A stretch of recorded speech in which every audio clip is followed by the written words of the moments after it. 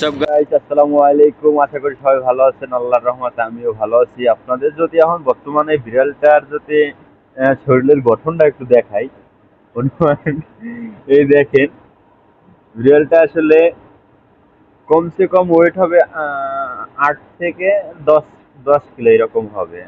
আর অনুমান এলো রিয়েল বেলাই। আহ, এর এর ওয়েটটা যদি আমি একটু দেখাই। Oh, baby.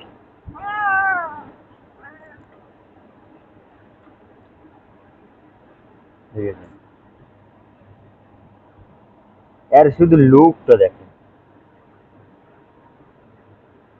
জাস্ট ও এমএনজি ইমেজিং করেন কত বড়। ওইটা হলো ওই, আর এইটা হলো এই এই